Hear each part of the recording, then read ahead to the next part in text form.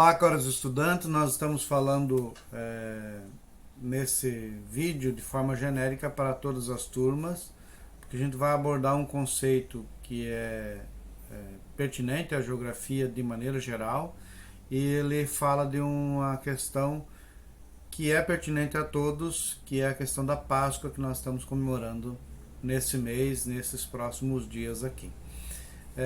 A Páscoa ela é comemorada pelos judeus e pelos cristãos de maneira geral.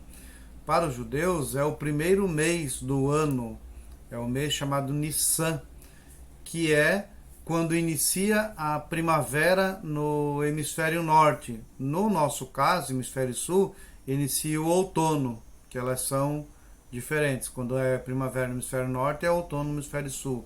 Quando é verão no hemisfério norte, é inverno no hemisfério sul. Então isso é um dos elementos a ser observado para nós entendermos lá na frente o conceito da Páscoa. Então a primeira questão é, a Páscoa sempre se celebra no calendário judaico no primeiro mês do ano e quando inicia a primavera. E aí nós temos nesse caso o primavera no hemisfério norte e nesse caso outono no hemisfério sul.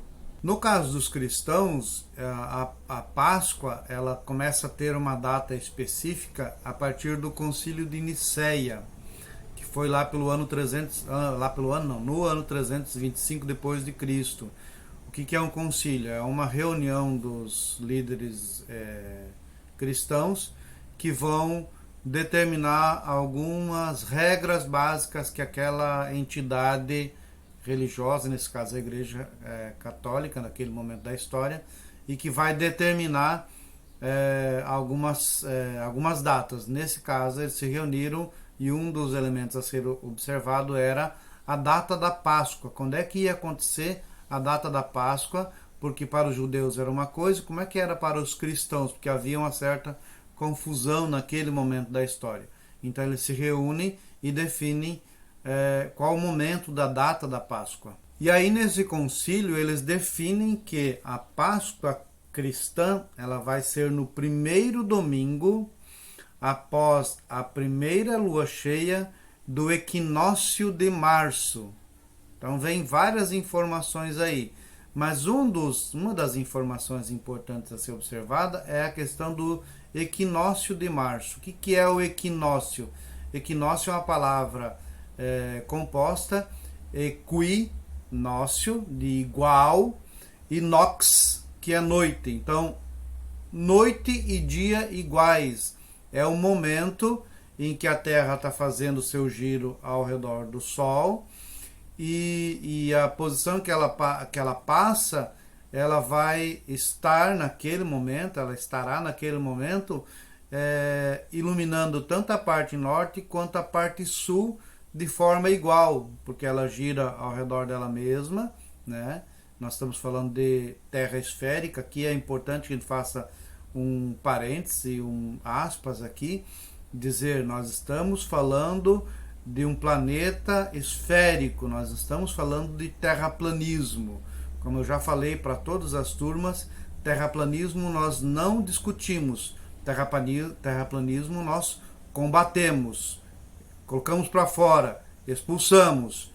Não há chance para nós discutirmos terraplanismo, não há chance para nós discutirmos idiotismo, certo? Então assim, a Terra em forma esférica, girando ao redor dela mesma, girando ao redor de um astro que é o Sol, e aí iluminando as partes tanto norte quanto sul de forma igual. Acontece aquilo que a gente chama de equinócio. Quando acontece o equinócio, o primeiro equinócio que é do ano, que é no mês de março, 21 de março aproximadamente, nós temos os dias e noites iguais. E aí, por que eu falei primeiro equinócio? Porque nós temos um outro equinócio que acontece em setembro também, né? Que é o equinócio, no nosso caso, no hemisfério sul da primavera. O equinócio que nós estamos vivendo agora é o equinócio de outono, né? Então, isso é importante para nós marcarmos essas datas e entendermos o conceito e a importância que isso vai ter para o processo da comemoração da Páscoa. Agora eu vou entrar num contexto que é mais histórico, religioso, do que propriamente dito geográfico, mas tem tudo a ver com geografia também, se vão perceber. É importante a gente observar que Moisés, que retirou o povo lá do Egito, ele retira esse povo no primeiro mês, né, do ano, que está definido a partir daquele momento ali no Êxodo, está escrito lá, você vai retirar o povo no primeiro mês do ano. Vai ser o primeiro mês do ano. Vão fazer todo aquele ritual de matar os cabritos, macho, sem defeitos, vão comer ele em pé, vão aspergir a porta. Tem todo o histórico da narrativa da saída do povo do hebreu do Egito, que eles eram escravos, para a terra prometida, uma terra livre. Então há uma passagem, a palavra Páscoa é passagem da vida de escravidão para uma vida de liberdade. Esse é o conceito presente aqui. E aí o que isso tem a ver com a geografia? Moisés escolhe o primeiro mês do ano, e aí a partir de então começa a ser o primeiro mês do ano do calendário judaico, num dia de primavera deles, iniciando a primavera, no equinócio, no nosso equinócio, quando tem uma lua cheia. E o que essa lua cheia tem a ver, que é a primeira lua cheia da primavera deles e do nosso outono, o que essa lua cheia tem a ver com o processo de saída do Egito? Nós temos que lembrar que Moisés retirou, a Bíblia diz lá, a Torá também diz, ele retirou em torno de 600 mil homens, daí consideram homens e mulheres, sem considerar as crianças. Imagina o que é retirar 600 mil pessoas andando pelo deserto. E o que ele tinha que fazer? Ele ia andar no meio do deserto, foi a definição dele, foi o que Deus também determinou para ele. E aí retirar esse povo no meio do deserto, o deserto é quente, tem todo o contexto de como levar água e tudo mais, e durante a noite é extremamente frio, né? Então daí o que vai acontecer? Moisés vai retirar esse povo e ele vai fazer esse povo andar durante a noite, tanto que na narrativa aparece lá que havia uma coluna de fogo entre o povo hebreu e o povo judeu. Essa coluna de fogo a gente pode interpretar, e eu não estou retirando a força da questão religiosa aqui, mas num processo de interpretação nós podemos imaginar a lua cheia refletindo sobre aqueles 600 mil pessoas andando pelo deserto, levantando aquela coluna de poeira, o que é essa lua refletindo sobre essas partículas de poeira que foram levantadas. Então dava a impressão para os cavaleiros do faraó que realmente era uma coluna de fogo que tinha sido levantada entre os hebreus que estavam saindo e os egípcios que estavam perseguindo os hebreus. Então é curioso nesse sentido. E aí ele retira esse povo e ele anda com esse povo à noite. Por que ele anda com esse povo à noite?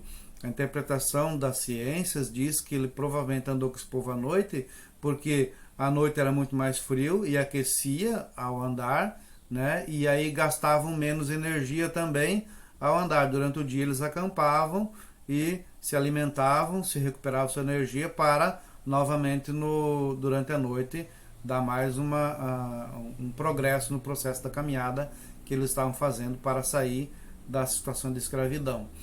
Para nós interessa aqui para a geografia os conceitos de primavera do hemisfério norte e outono do hemisfério sul, que é quando inicia a Páscoa dos judeus, e para os cristãos é a primeira lua cheia associado ao equinócio da primavera no hemisfério norte, e nesse caso o outono do hemisfério sul. Então esses elementos presentes vão resultar na data do calendário da Páscoa, que é comemorado pelos cristãos. Então se você for observar na noite de Páscoa, no sábado de Páscoa, se você olhar para o céu, você vai perceber que nós teremos lua cheia completa, né?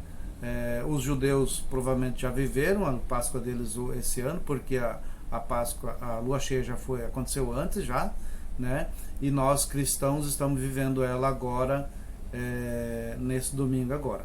Então, o que eu gostaria de colocar aqui também é que nós, quando falamos sobre a questão geográfica associada à questão da Páscoa, não é para em detrimento de qualquer que seja a religião, de qualquer que seja o processo de entendimento religioso. Mas é, antes de mais nada, que a gente compreenda o processo que se dá de acúmulo histórico-geográfico, de construção histórica geográfica, a partir também das questões religiosas e associados ao nosso dia a dia, à nossa vida, né? E aí a gente não quer privilegiar uma religião em detrimento da outra, mas de qualquer forma dizer que Páscoa é a passagem dessa vida de escravidão para a vida de liberdade, no caso dos judeus, né? Para os cristãos é a morte e ressurreição de Cristo, que é uma outra concepção, os judeus não entendem dessa forma. E a gente tem que, na verdade, entender que há uma celebração da vida aqui. E nada mais importante nós celebrarmos a vida nesse momento em que a gente está vivendo a situação de pandemia, que é situação de morte para muita pessoa. 300 e poucos mil mortes no Brasil não é qualquer coisa. Então, assim, é algo para se pensar e para a gente não repetir erros que foram repetidos no passado, né? E que a gente chegou nessa situação de 300 mil vidas perdidas. Nós não queremos isso. Um abraço, uma feliz Páscoa para cada um e cada uma, e que a gente possa celebrar a vida e que nós possamos nos encontrar, que nós tenhamos vacina para todos, que essa pandemia acabe, que o pandemônio seja o quanto antes retirado dessa posição que ele se encontra hoje, tentando mandar no Brasil e fazendo os absurdos que faz. Abraço.